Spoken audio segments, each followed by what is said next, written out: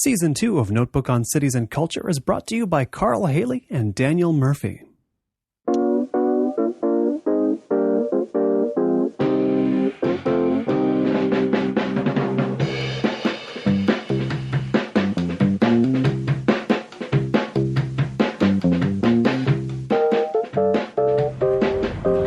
Based on your experience, tell me how relieved should I be that I don't have to draw this interview later? You should be very relieved. Excellent opener. You're talking about the Culturepulp comics I do. They're excruciating to do. They're really cool to have done. The way you do a Culturepulp interview is it's not just drawing a comic strip. It's actually the drawing of the comic strip is not that hard once you figure it out. It's the planning of it, because oftentimes you'll have ended up talking to somebody for a couple of hours or an hour, and then you'll have to, if you really want to do it right, sort of really go through everything they said, and then you've got a transcript, and then you have to cut literally, if you have a transcript that's like a couple thousand words long, a comic strip, like the most verbose comic strip I would do, and that would be like 400 words. So you're picking literally, you have to go through this entire day-long experience you may have with somebody and go, okay, what's one moment that would be a pretty good comic? The 400 telling words. Right, or the 250 telling words. So then you have to do that, then you have to put them in word balloons, and that, people don't speak in word balloons, so you have to do a truthful compression of what they said, kind of like you would do editing this, where you take out some of the uhs and ums. But you're taking out almost every word. Right, and then you have to make sure you've accurately portrayed them. Then you get into the planning phase where you go, how does this all fit into a grid? And I made a lot of mistakes early on where I would try and fit too much into the strip, and it would end up looking like a really, really finely paned piece of glass. Someone once gave a comment that really, frankly, nailed it for me, and I started trying to use less after that, where they said, reading this is like reading a story that is all one paragraph that goes on for 5 pages. And I was like, yeah, you're right. It is. It's pretty challenging. You should be very glad. It's Notebook on Cities and Culture. I'm Colin Marshall, speaking with Mike Russell, creator of, as we've already mentioned, Culturepulp, a non-fiction journalistic, cultural journalistic comic that covers a lot of Portland culture, but other types of culture especially, including, I'm thinking of, I don't know why, but Dan Aykroyd talking UFOs comes to mind, but there's a lot. You cover a lot in it.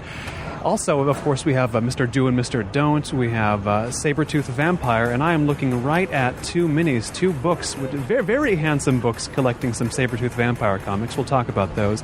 He also writes about films for The Oregonian, and he is a regular co-host on the Cort and Fatboy podcast. He is a bastion of Portland culture to start off with. I've just landed in this city hours ago.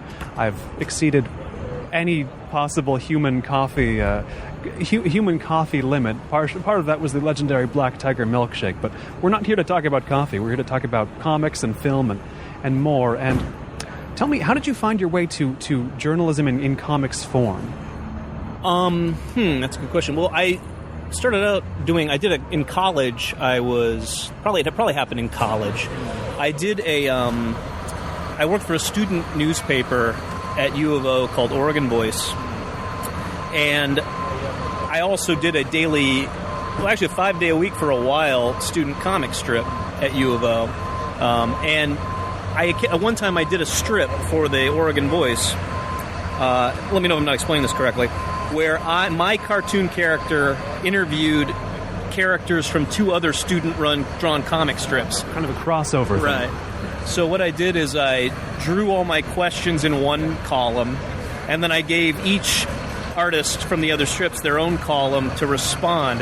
And that was a lot of fun because both the cartoonists started fighting with each other in their own panels. I felt a little bad about the one I gave the last word in the final column. But that was probably the first time I ever experimented with that. Then years passed. I got out of college and I didn't really do much drawing at all. I became a community newspaper editor in Clackamas County, Oregon, and spent many years doing that. And then I got a little bored doing that, and then I started writing movie reviews online for fun.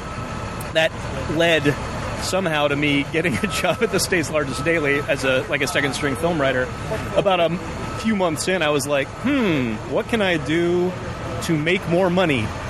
in my chosen field. And so I remembered that I was sort of able to draw, and then I just pitched my editor. I said, I've had this idea for years for a comic strip where I would go do something and then I would draw the experience of going and doing the thing. And I hadn't seen a lot of that anywhere. You see some of it, of course, but I never seen it done much about pop journalism. And so he said, well, do a prototype. And I went and did a prototype, and then he published the prototype, and then I guess I had to strip in the paper.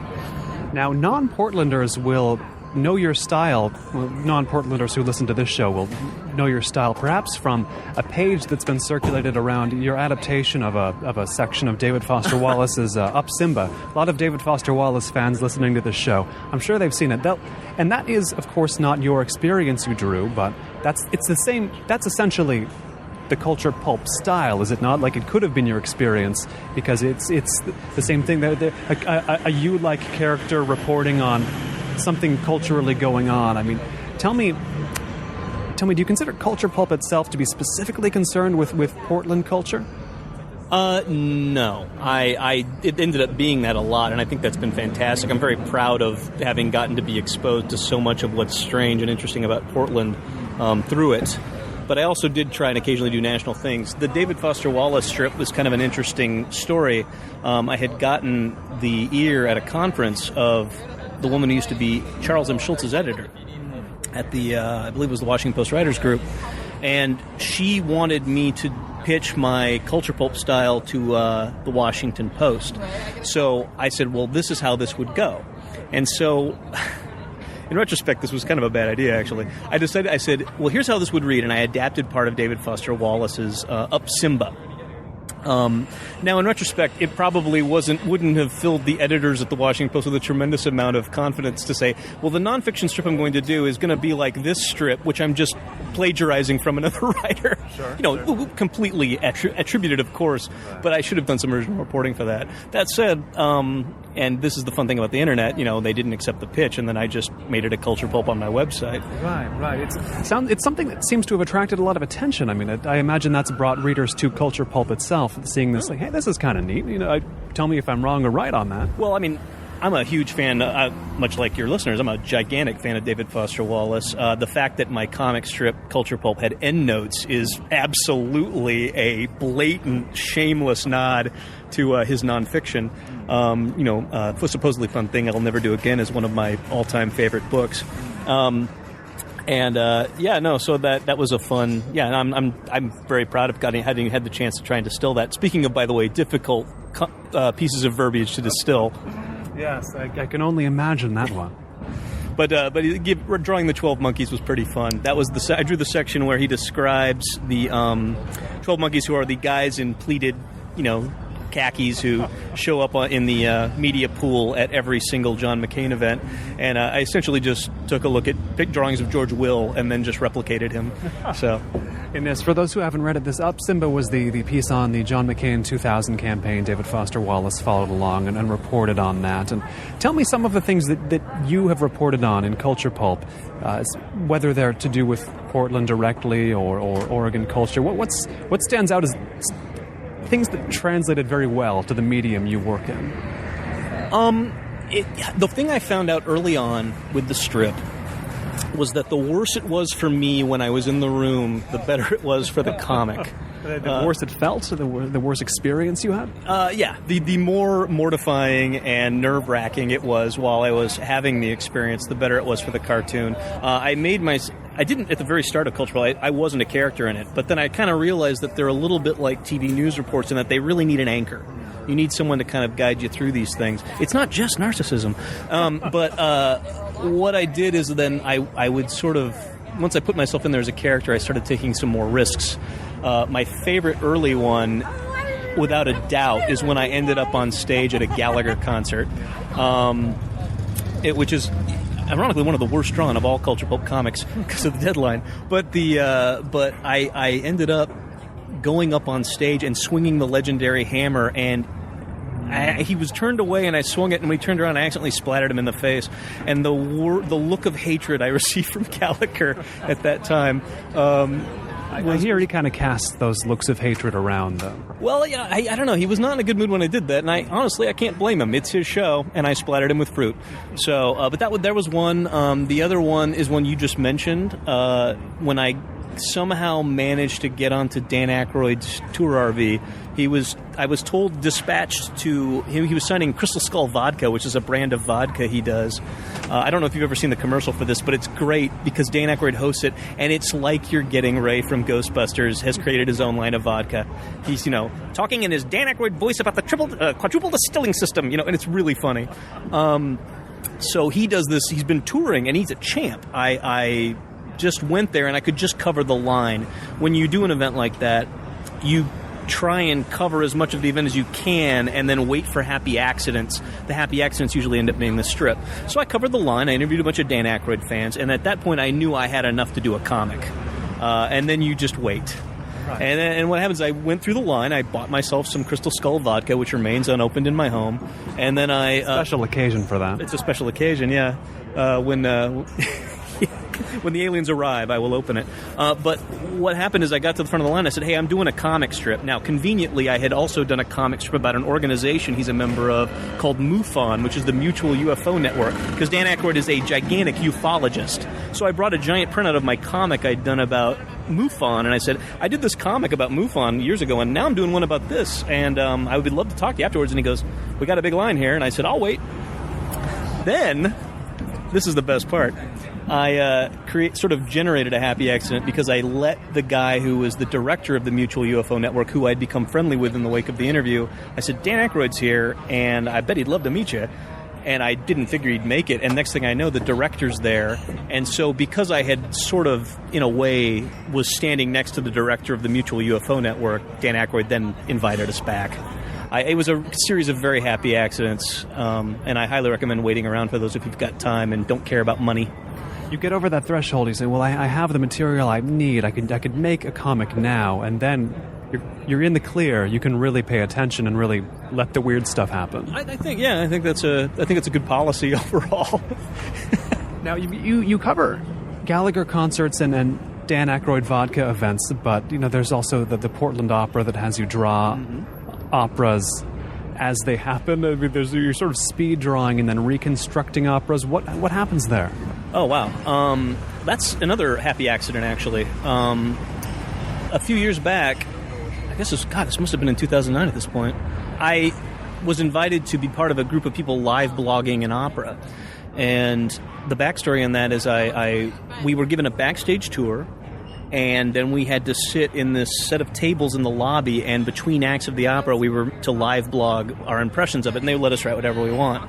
Well, I quickly realized with my laptop, I was being outclassed by everybody, because there was one guy who had brought what was then new, a flip video camera, and he was walking around backstage, taping the backstage tour, and then uploading it to YouTube. And I was like, I can't beat that. So the only thing Future's now. Right. Yeah, I know. Now everybody can do that with their phone. So what I did is I decided, asked myself, what's the one thing I can do that nobody else at this table can probably do? And I just decided, well, I'm just going to try and draw the opera while it happens. Just do a live comics adaptation was what I called it. The rule being, the constriction on yourself is you draw it while it's happening, and then you take pictures of the pages and post them online between acts. Needless to say, I'm very lucky that I was sitting next to some actual paying audience members who didn't mind the smell of a Sharpie.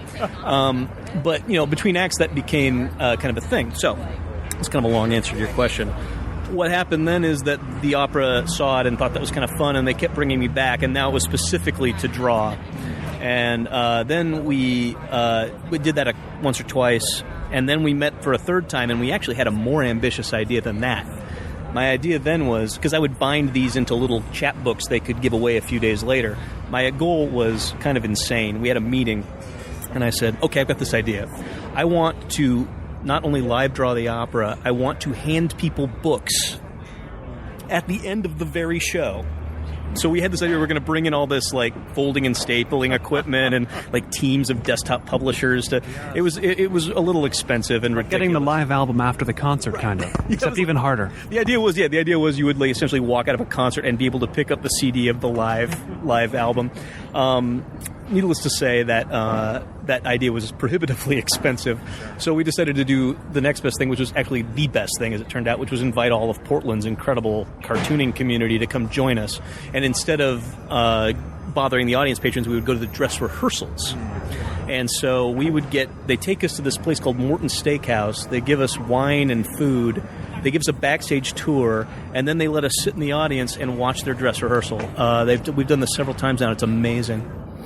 The union of a cartooning community and an opera company, it seems, I don't know if it's uniquely Portlandian or Portland-esque, but I mean, that seems like it would happen here more or better, it would be more likely or better pulled off in Portland than in many other American cities. Do you get that sense from here that's like one of the things you can point to and say, yeah, that's Portland culture at its best right there? Well, yeah, I mean, in the sense that Portland has an amazing comics community. Several years ago, a lot of web cartoonists all moved here because of the quality of life, and for some reason there already were a lot of comic book artists. There's a studio here in town called Periscope that has people who do stuff for Marvel, DC, Dark Horse, all in a single room. Like, you know, if that building came down on them, there would be no comics industry. So yeah, it was definitely a good idea, and it was probably something that would only work in this town because you have the talent pool to draw from. We were very lucky that the Portland Opera was really cool and willing to do weird experiments like that. And then, also you have a lot of people in this town who are willing to try crazy stuff like that. I mean, one of the things that it's been fun, if my career has any kind of fun arc to it right now, it's that we're taking comics and putting them where they shouldn't be, which is really fun to do. Where else shouldn't they be?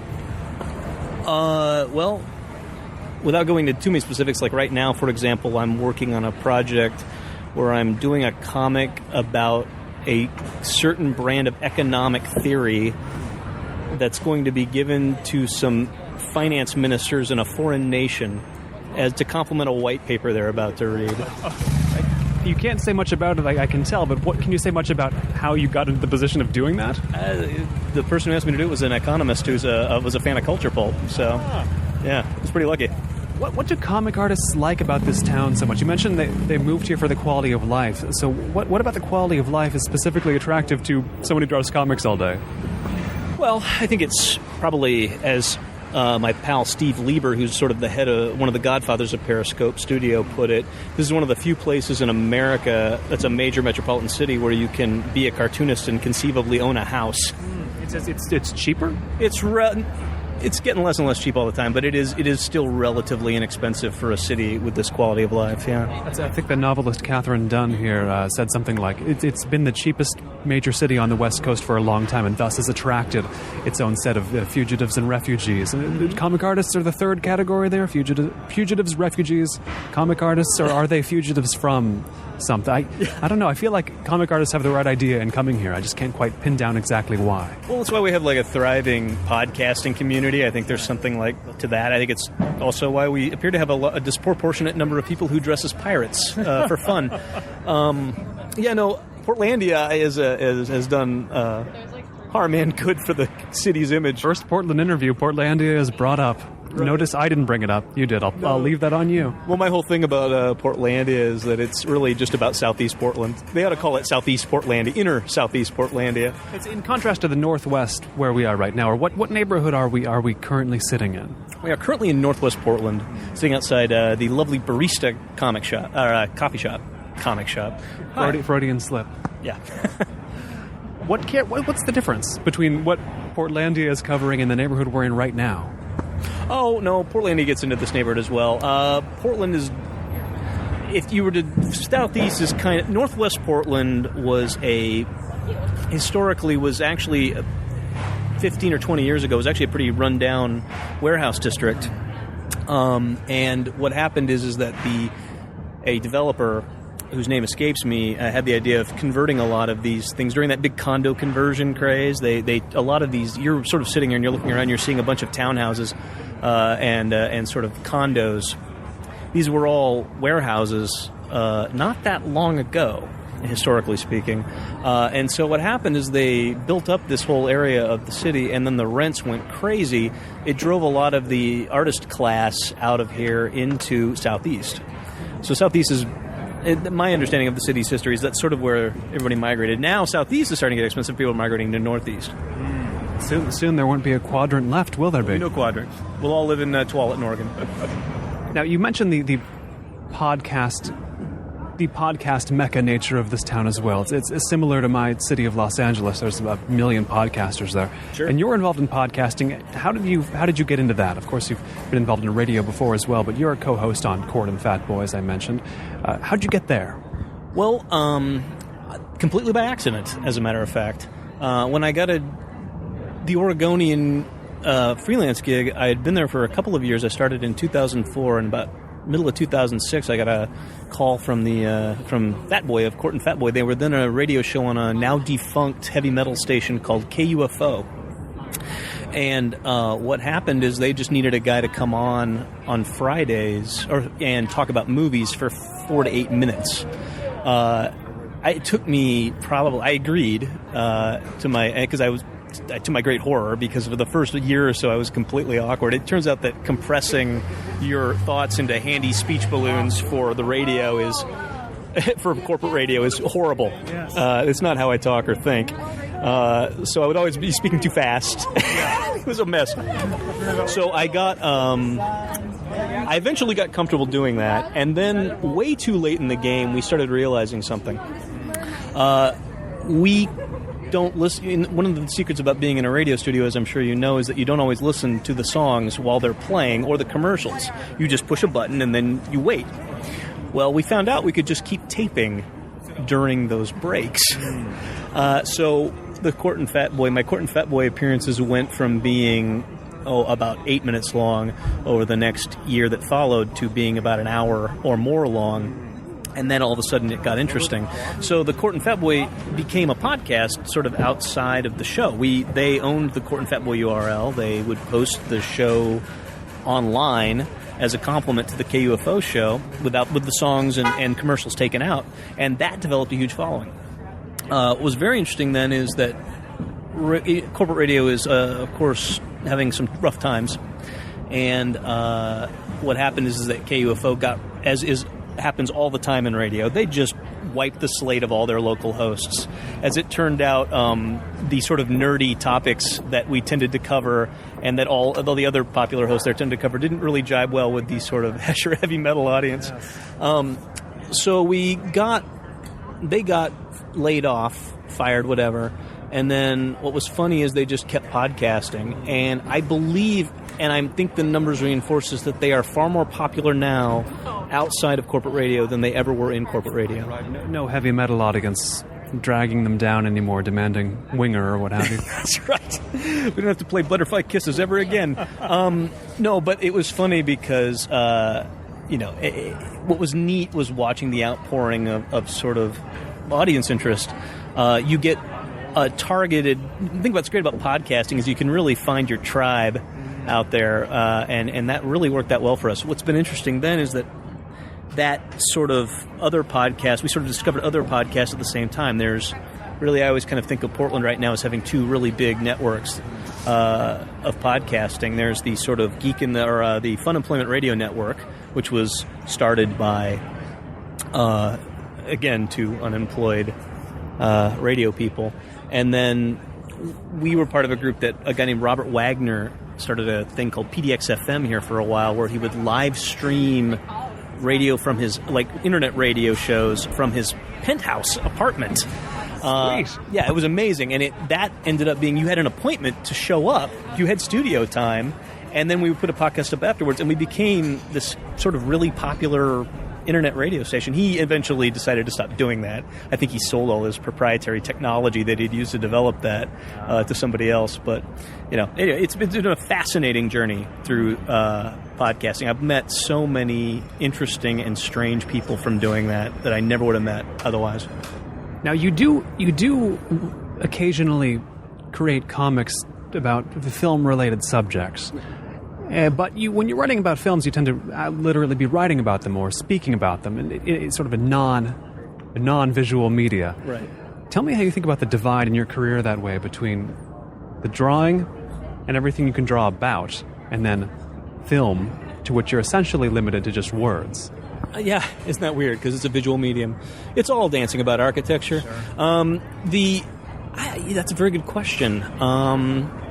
You have to put on a different hat for each kind of coverage. I've never tried to do a movie review in comics form, which would probably be pretty interesting. You know who's doing that really, really well right now is Lisa Hannawalt out of New York City. If you've never looked at her stuff, she's amazing.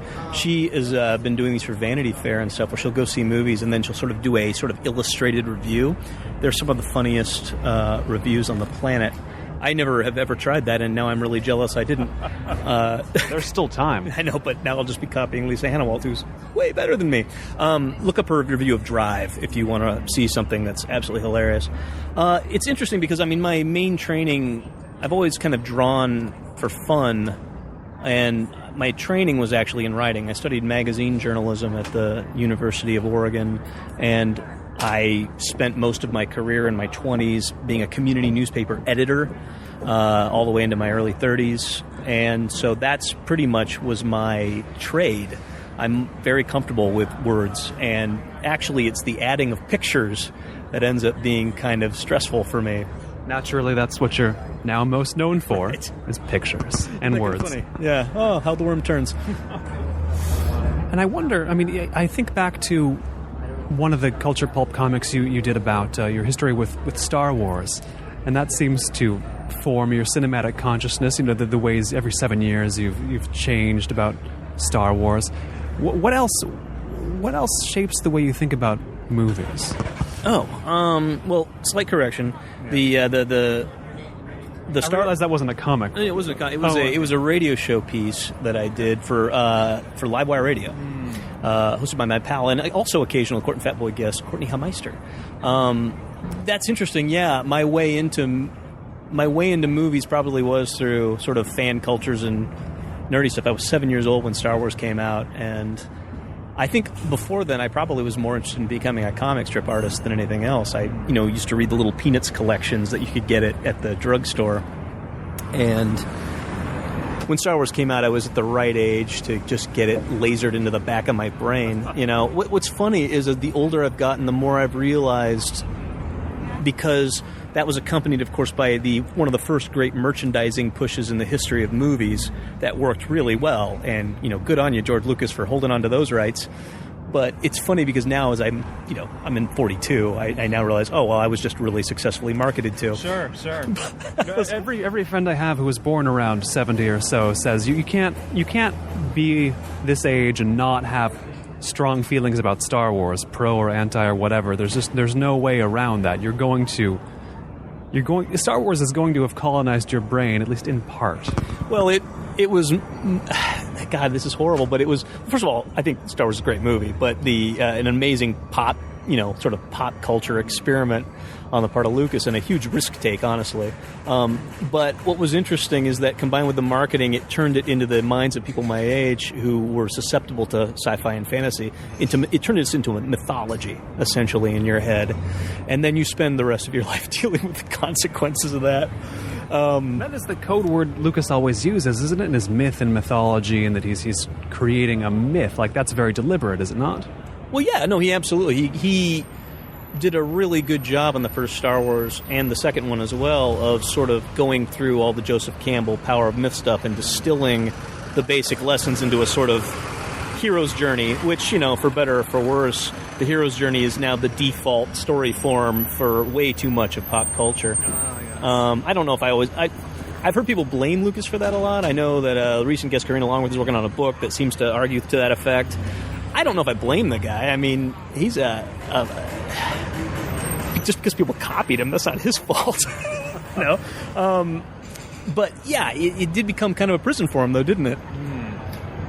I wonder how much films, I don't want to say films like Star Wars, but films that generate fandom, there's science fiction, superhero films, that sort of thing. How much of your cinematic fascination do those occupy? What, fandom? No, films that generate fandom. You know what I mean? Like, you had a Culturepulp about superhero films, sure. And, of course we mentioned Star Wars, and it seems like the films that interest you tend to be the ones that really do inspire that sort of intense fandom among, if not you, then somebody. Oh, well, no, absolutely. I'm definitely, my way into movies was definitely through them as I don't want to say fanboy because that's not exactly accurate, but definitely was a genre nerd growing up, and still am. You know, I mean, I think everybody chooses what they drill deep into in cinema, and for me, of course, it's been cult stuff and zombie movies and, things like that.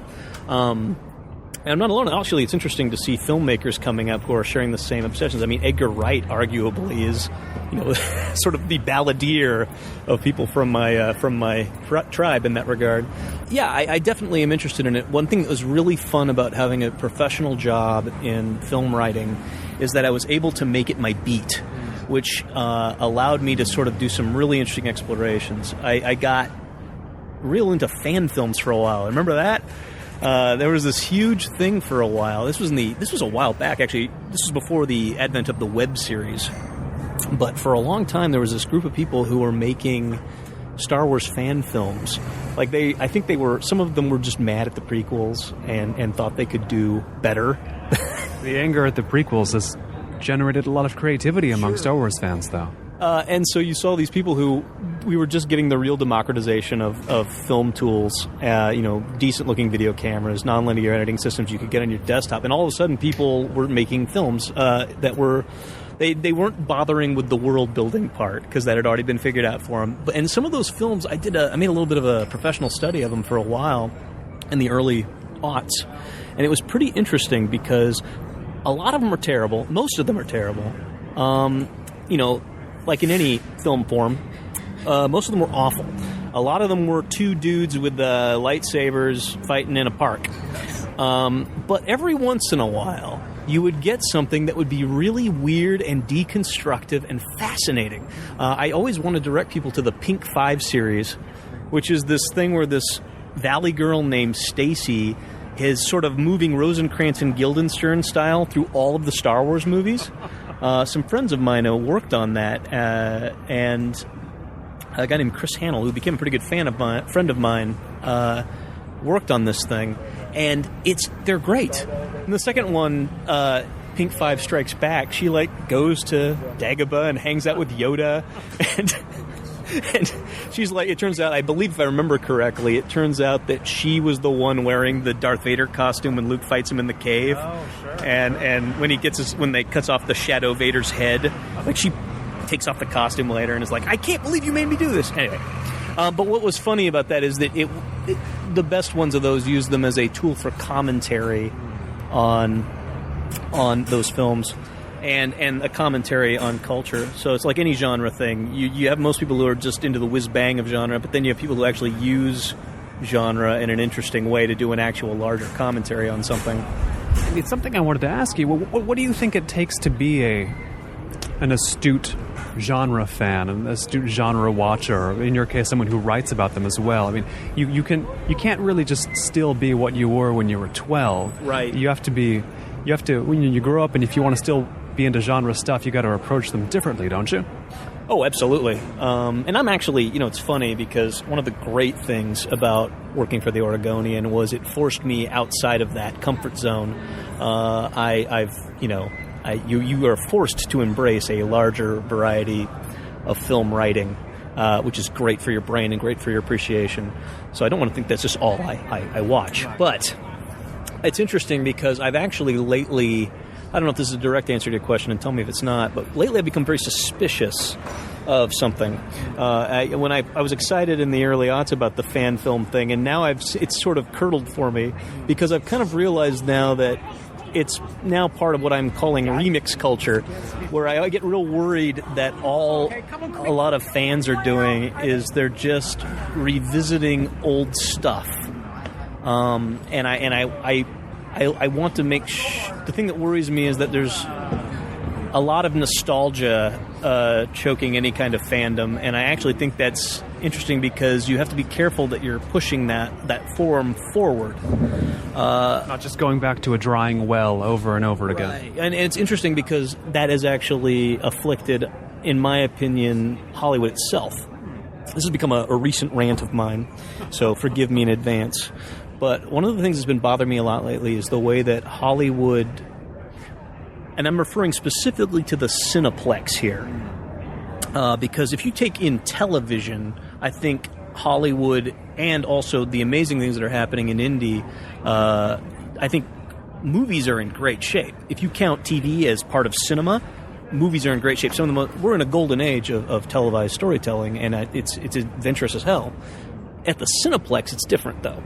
The Cineplex is brand-driven now. If you look at what's playing in Cineplexes, because there's so much competition now, studios are playing it very, very safe. A lot of remakes, a lot of things that are superhero. The reason superhero movies are so big right now is because they're 50-year-old brands. It's why we had a movie of a board game. Perpetual reboots of franchises and whatnot. Reboots of franchises, like after the last one has barely died its last sputtering breath. And I'm really, really suspicious right now. I'm honestly, if I had one call to a young genre fan, I'd be like, create something original. Don't go revisit existing genre forms. I say this, by the way, as somebody who has made fan comics, but I urge people to go in there and make their own stories. It's one of the reasons I was so interested in what was happening with Joss Whedon and Firefly, because that was clearly beholden to his love of Star Wars and Alien and all that stuff, but he actually went off and made it this incredible personal experiment that also worked in a fascination with pioneer myths and absolutely was his own thing. Right. Tell us a little more about where your interest in Firefly has led. Well, that was another one I got to make my beat. One of my favorite interviews I ever did was Joss Whedon and about that show. It was I discovered that show late. I came to it very late in the game, and a lot of people did. Yeah. Well, how could you come into it when it was on TV? They showed it out of order, and not all of it. So I came to it late in the game, and then I found out there was going to be this movie that Joss Whedon somehow talked the studio into giving him $30 million to finish his failed TV series, which I thought was pretty ballsy. So I sort of made it my beat. There's a very, very active group of fans of that show here in Portland, Oregon. And this was one of the things I discovered that I loved about fan groups here in this town, is a lot of times they'll turn their fandom into something other than just reflecting on the work and themselves.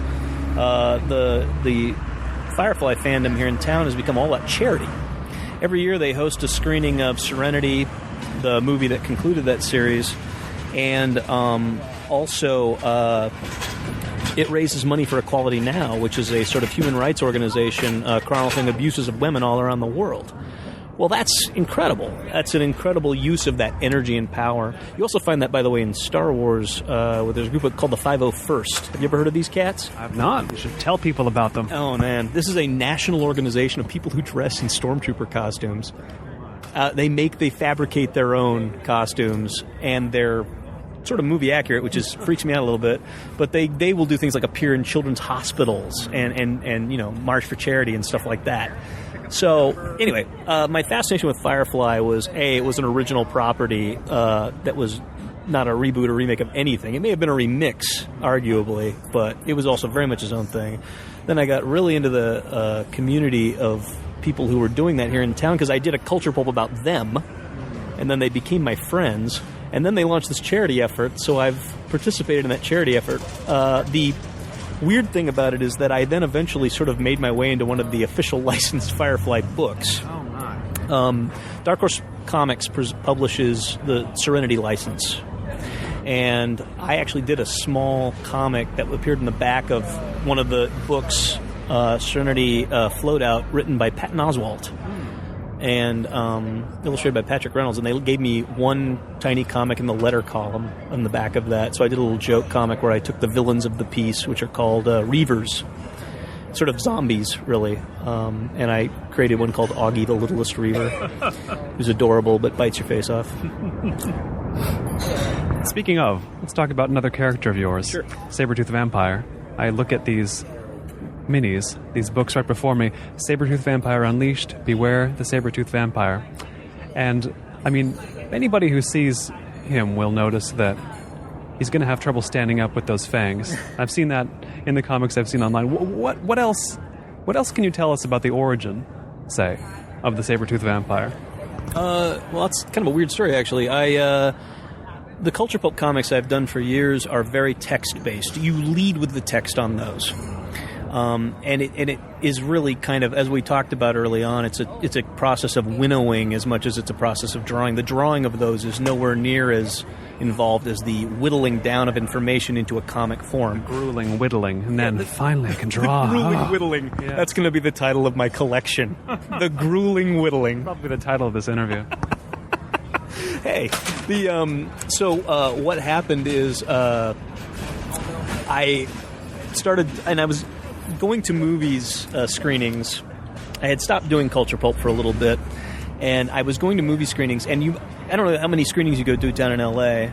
Now and again, but I'm not a film critic, so... I'm a film viewer, enthusiastic in that regard. Oh, yeah, you're incredibly knowledgeable, Film critic, I've not been to those... I haven't been to a critic screening yet, I'll say that. Well, you're incredibly knowledgeable. I loved your conversation with Karina Longworth. You really know your stuff. Thanks. And one of the things that was kind of funny is they won't let us, the big screenings of the films, take in our cell phones anymore. I guess they're afraid we're going to pirate them because we're not adults with jobs. You're going to hold the phone up the whole time and just stare. Yeah, sure. Because no one will notice that. It's funny because the screening climate has gotten very bizarre. They will actually literally have people in our critic screenings with night vision gear watching us watch the movie, which is about as recursive as you get. And so I started bringing a small moleskin notebook to just draw doodles. This was January 2010. January 2011, sorry. I was sitting in a screening of Jason Statham's The Mechanic. And, because it's Jason Statham January is the finest month of the year. and I just started drawing because I'm bored. And this moleskin because I have no phone. And so I doodled the Sabertooth Vampire, actually the one that's on the cover of the Sabertooth Vampire mini comic.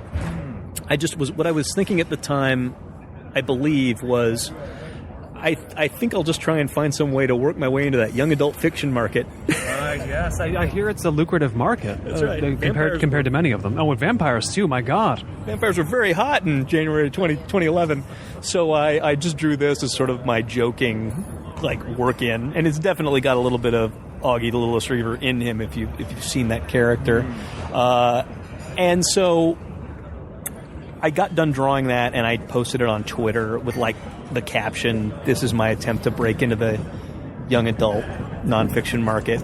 And then a very good friend of mine, Dylan McConis, who's a wonderful, wonderful cartoonist who's done some vampire comedy stuff of her own. If you've never read Bite Me, by all means do. Told me I should do more of them. And Dylan is very ferocious, and when she says you need to do more of them, you do more. So I just decided, well, okay, I'll start drawing these for fun and just post on my website really fast, and they'll be nearly wordless, and I won't think about them much, and then I'll see if, just for the hell of it, and then I'll keep doing it until I run out of ideas, because I assumed that a vampire with fangs that are too big stuck in the ground, you can only do so much with that. And then as it turned out, it turned out to be sort of one of those Coyote Roadrunner situations where it turns out there's more you can do with it than you thought. It's a horn of plenty. A veritable horn of plenty, Colin. So I just kept doing them, and what was funny is I would draw them very quickly. They didn't have any words at all, which made them incredibly freeing in the exact opposite way of the Culturepulp comics, and I was having fun drawing for the first time in a long while. And what was very interesting was that people responded to that. In a way I'd never really gotten a response before. I'm still processing what the lesson of that is. I'm not sure the lesson is hurry. I'm not sure what the lesson is. It's difficult to extract a lesson sometimes. Sometimes you just gotta ride the Sabertooth Vampire train till it crashes. Ride that Sabertooth Vampire. He doesn't go far. But, so I just decided to keep doing them, and to my great surprise, I kept doing them, and the only reason I haven't done one in a while is because I just got really busy. And Dark Horse, the weird thing was then Dark Horse, an editor I know there said, "Hey, you want to do a couple for Dark Horse Presents," which was bizarre because I dreamed my whole life of, ever since I got into comics in college, I dreamed of getting into Dark Horse Presents, which is a very formative book for me. And they're entirely based in Portland, right? Dark Horse? Yes. And we should underscore this. What makes them cool? Dark Horse? Well, there's 3 comics publishers in Portland that are all pretty cool. Dark Horse, Oni, and Top Shelf are all 3 major publishers who are based in town. Dark Horse is cool because, they really are very good about creators' rights, which is not something you always find in comics. They're pretty creator-friendly. And second of all, they were formed by a guy named Mike Richardson who really went his own way. Mike was, as I understand the story, and I may be getting some of this wrong, but he was really just a guy who wanted to... He wanted to do his own thing, and he sort of started this comics company in Milwaukee, Oregon, I believe. And it was funny because he always stressed... He took advantage of the sort of self-publishing and creator-owned boom that was happening at the time, and it was successful beyond his wildest dreams. I mean, and that culture of taking care of people, taking care of the creators, seems to have persevered there. At least I've had a very good experience with them. I hear this phrase, doing his own thing. He wanted to do his own thing. It seems like in Portland you can create your own thing viably to a greater extent than in many cities here in America. Would you say that's true? Oh yeah, definitely. That doesn't necessarily translate into making a living at it, sure. But it is an inexpensive town in which to do something like that. You're going to have to, if you do podcasting, say, you have to have another job. But this town allows you to not have to work so much; it absolutely suffocates your creativity. And then you also have a town that has a network of people who are like-minded. So many unemployed young people. So, yeah. It leads to sort of a culture of, how to put it, a culture of try it and see. Sure, what the hell? Just put it out there. Why not? How would you describe that? The Portland's culture of what the hell? Yeah, that's pretty good, actually. I've been... Because of Cort and Fatboy, actually, I've been very lucky and blessed to see a bunch of these things form from the ground up. Again, one of my favorite examples is what Robert Wagner did. Robert Wagner started a podcast just fooling around with his buddy Sabrina called Portland Sucks. I've heard of this show. It's a great show, but Robert was very unfiltered and opinionated in a way that fearless, really, is the word. He didn't care who he pissed off. Right. And what was funny is that, of course, people respond in podcasting. What people respond to is that pure, unfiltered stuff. And he just kept doing it, and then he's also a talented programmer, and he developed some proprietary method that you could actually do a live stream of a podcast, again, from his apartment. That sweet penthouse. Yeah, that sweet penthouse. I've seen that carpet. It ain't that sweet. But then he also found a way to work in chat. So he had a Meebo chat box that was going on at the same time, so people could interact. If they tuned in on the internet stream, they could also chat with us live like people calling in. Well, that intense interactivity ended up becoming just total catnip. I mean, this thing got huge. Robert's numbers were staggering, so much so that I believe, if I know the story correctly, ended up selling off that proprietary technology and stopped doing it. But good for him, because he wasn't making any money doing it our way. But that was a great example of people just throwing stuff at the wall, seeing what sticks, and then all of a sudden you've got this community that formed around a streaming radio station. People were coming in to do their shows in shifts on there, and they were building this huge audience, and everybody was kind of interacting with everybody else. It was sort of the far less glamorous and unwashed version of what happens in New York, I imagine, where all the comedians appear on all each other's podcasts, and in LA too, Right. So that's a great unwashed. Example. Interesting. Yeah. Interesting choice of words. I mean, comedians themselves often, leave a little bit to be desired. The most sparkling clean of all performers. Yeah. Now, how far back do you go with Portland? I mean, you describe your career, and it seems like it's always been Oregon-based, but Portland itself, I mean, has this always been the sort of the cool city for you? No, I was kind of a straight-up suburban kid. I grew up in a suburb of Portland called Tualatin, and I was not cool at all. But has this been the cool city in your mind? If you know what I mean. Has Portland always played the role of that's the cool town to be in for you? I was a pretty sheltered kid, and honestly, I didn't really discover Portland as much as I should have until after college. You just show up here and, wow, what is this? I didn't, wow, this was here the whole time. Why didn't you tell me? Well, it wasn't until I was in my 20s after college, and I wasn't a ridiculous workaholic, that I kind of looked around and went, oh, this is pretty great. It was the same time that, cafe culture was becoming bigger here, and you started to, I don't know, I came to Portland late. I'm a bit of a late bloomer. I didn't even get my writing job at the Oregonian until I was like 34. So I don't even think I found my voice as a writer until I was 30.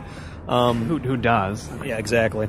Yeah, I came to Portland late, and I discovered quickly how exciting it was, and tried to live here as much as I possibly could. And it's been fun to watch the city grow and change. In some ways, the energy isn't as raw here as it used to be. As you can imagine, when someone's making a TV show about your city, it's probably past some threshold of what they were actually making fun of was more true about a decade ago. I see. But in no sense in your mind is Portland over, correct? Oh, no. Just that we have to clear that up. Oh, that's such an exhausting concept. Can you imagine anything more exhausting than keeping tabs on whether your city is cool or not? Now, is that a common pursuit here? Because I visit here every so often, but this last trip has only been 4 hours or 5 hours so far. Are people really getting anxious about whether the city's cool here? I think actually, can I ask you a question? Because sure, this may be a better way to answer this question, because I definitely don't think I'm very good as Portland's ombudsman, I would say, what is your perception as someone as a Los Angelino? What has been your perception? Although you also grew up in the Pacific Northwest, right? Yeah, near Seattle, though. So it's your guys' rival, right? I mean, Seattle and Portland are just going to eventually destroy each other in conflict, sure. Correct? For over coolness. Seattle's got a better rail system. No, Seattle. Oh, wait, it's got that monorail, right? Oh, sure, the monorail. That's space age. Come on. I would call that the main failing of Seattle versus Portland is their rail system. But that monorail makes money. Makes $700,000 a year for the city. I can't believe it. Get the stranger. Yeah, Dan Savage. Yeah, and tech money. No, I don't know. I mean, what is Los Angeles' perception of Portland right now? What would you say the cultural perception down there is of what we are?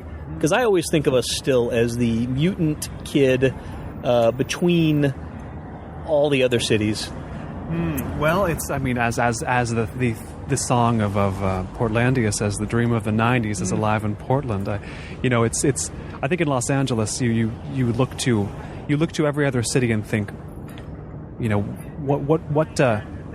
what cool things can I do there if I want to get out of Los Angeles for a few days? You think, well, Portland, great. I can drink some coffee.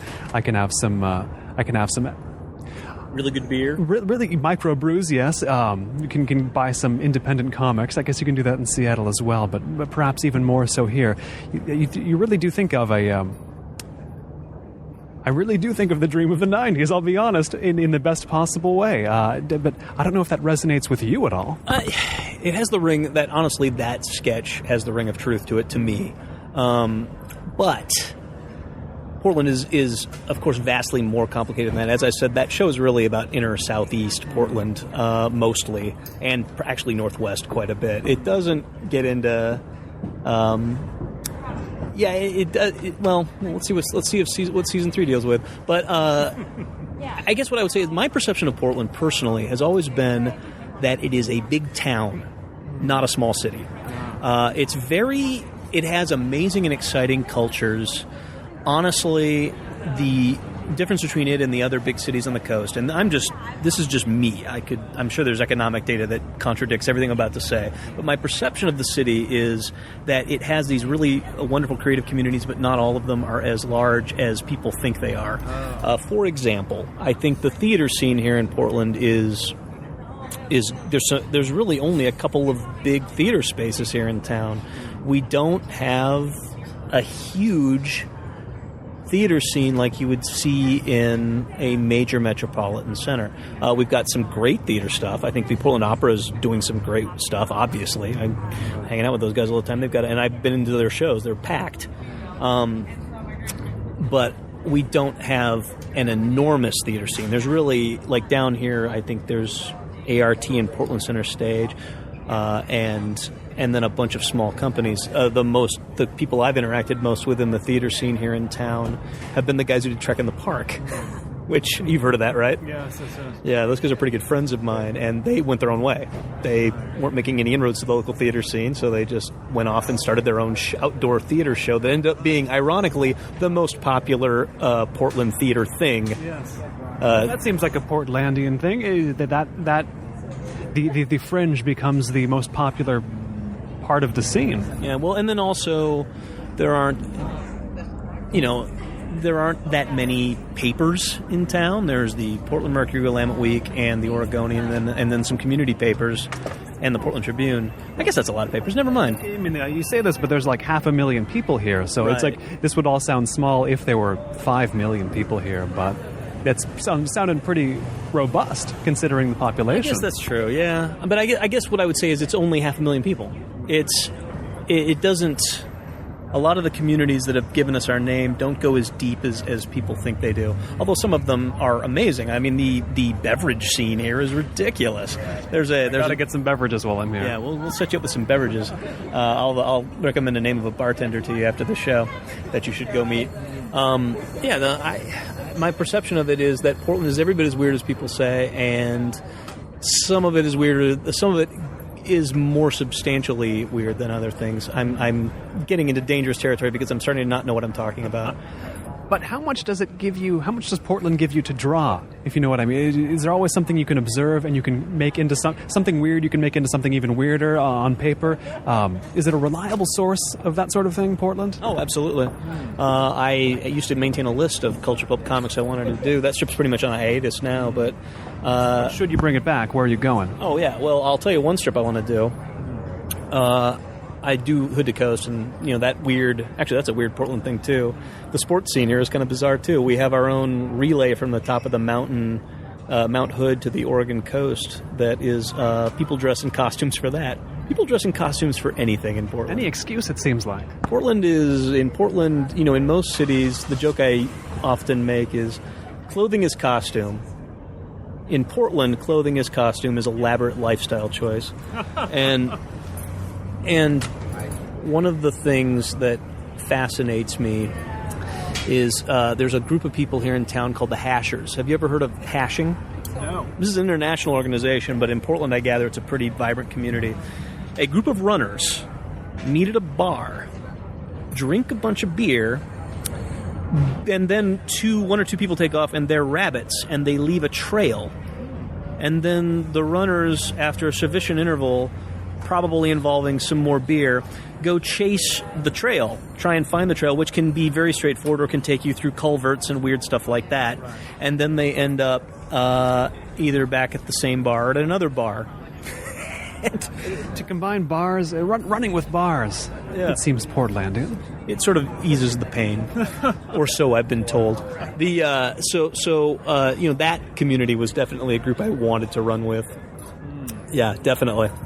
You mentioned sort of the shifting centers of Portland, or where the cool things are happening in Portland, where the zeitgeist seems to be focusing on in Portland, in a pure geographic sense. But I wonder, it's a city you can you sort of take it all in at once? I mean, is it small enough to do that, or do you really have to focus on certain slices to really understand Portland? Does that question make much sense? Well, that's a good question. Yeah, one thing that's funny about Portland is it's true. You're getting at something that I think is very true, which is people always try and encompass Portland in its entirety. In fact, it's a number of very small and interconnected and odd little tribes. But that's a good question.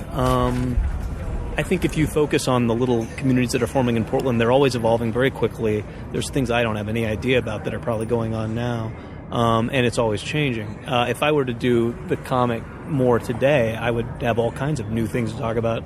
The Trek in the Park guys would be one, and the pirate core community is pretty fascinating. Yeah, the piracy is, in the oldest school sense, seems to have a strong following here, an imitative following. These people are my friends, some of them, because, again, you meet them through all the podcasting. Cort and Fatboy, one of the ways I met most an amazing cross-section of human beings in this town is Cort and Fatboy, our show, hosts a monthly midnight movie screening, which actually starts at 11 p.m. And at a local theater called the Baghdad, which serves beer, which is the other great thing about Portland. Incredible revival theater scene. That's actually another thing I'd write about a lot. I think Portland, one of the best things about the city is that the cinema lovers scene is pretty great. But we got a lot of them in Los Angeles, but we don't serve beer at most of them. That's the problem. Really? We need to rip a page from your playbook. That's horrible. I mean, we have the theaters. There's not always beer. The ArcLight's the big one down there, right? I mean, that's not a revival theater though. That's current releases usually, but. I mean, I'm going to these places all the time, and now I'm just going to be thinking, to name just one.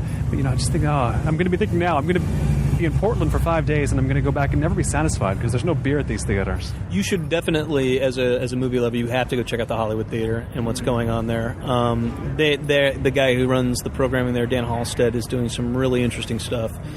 He's very friendly with the Alamo Drafthouse guys. And I know, as you know, and he's definitely getting a lot of fun cult stuff on screen, and he's having these. He found, actually, he'd be a great guy to interview. He found an archive of 35mm kung fu movie prints, a lot of Chang-Chi, all this other stuff, and he shows them every once in a while. I don't think he's even watched them all. He found them in, I want to say Vancouver, BC. I'll send you a link to the whole story. It's amazing. He would be a fascinating guy to interview. So he will show his extensive, ridiculous, only prints of their kind in the world collection of 1970s kung fu flicks. And then he also will show these grindhouse films. We just had a screening of Rolling Thunder here on Tuesday that I was really bummed out I couldn't go see. But there's so many more prints in that musty archive of kung fu. You don't know what's in there. There's so much to look forward to. Oh, you will. I don't know. You're more of a coherent cinema fellow, aren't you? I don't know about that, but who can't appreciate a find like that, like the one that guy has made? I mean, this is just, as I said, we've got revivals in Los Angeles, but that is an only in Portland kind of revival situation. The guy just threading up kung fu movies he found, right? He found some kung fu movies. They're one of the only prints of their kind in the world. And also weird exploitation motorcycle flicks from the 60s, like British ones where they don't really understand motorcycle culture in America. So it's kind of a weird combination of Ziggy Stardust and guys who ride momotorcycles. Anyway. It's one of those moments you think, this really is Portland, and I'm glad. Oh, I wish I could remember the name of this movie he showed. It was a British. I'm going to look this up later, but it was a British motorcycle flick about a guy. It was a horror flick, and it's about a guy who is a young punk, but he's just basically this preening Mick Jagger wannabe, and his family comes from this long line of occultists, and he discovers one day how to come back from the dead and be indestructible. Near as I can tell in this movie, that just involves killing yourself, but with just the right attitude when you do it. And it's never really fully explained. You just have to kill yourself with just in the right frame of mind, which is sort of I guess the afterlife equivalent of jumping up right before the elevator hits the bottom. And so they bury him sitting on his motorcycle, and then he comes roaring out of the dirt one day, and he's indestructible, and he gets the rest of his gang to all kill themselves, which is fantastic. And so they all do things like throw themselves in the river. There's a hilarious montage of doing that. And then when they're an indestructible motorcycle gang, the trouble they cause. And they cause weird British trouble, they're just kind of impolite to bobbies. It's trouble. How can you not review this film with a comic? I mean, don't you watch this and think, I've got to draw something about this? I mean, how can you not pick up the pen at that point? I think the name of the movie was Psychomania. I'm going to look this up later. I should. But see, I may have to pick up the pen again. We'll see. I've been speaking here in Northwest Portland with Mike Russell, creator of Culturepulp, of Mr. Do and Mr. Don't, of the Sabertooth Vampire. He writes about films for the Oregonian. Catch him on the Cort and Fatboy podcast as a regular co-host.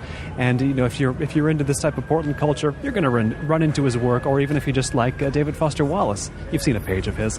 Mike, thanks so much for taking the time to be the first Portland interview on this show. Oh, my pleasure. This has been Notebook on Cities and Culture. I've been Colin Marshall. You can keep up with the cultural creators, internationalists, and observers of the urban scene on the show at colinmarshall.org. Thanks.